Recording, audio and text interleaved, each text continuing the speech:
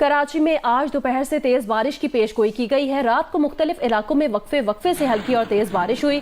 हैदराबाद, बदीन, नौशहर फिरोज, मीरपुर खास, ठट्टा, जामशोरो, टंडोलायार, उमरकोट में भी वक्फे से बारिश हुई। हादसे में 3 बच्चे जान बहक, 2 जख्मी हो गए। सिंध भर में मूसलाधार बारिश का सिलसिला कल तक जारी रहने की पेशगोई की गई है।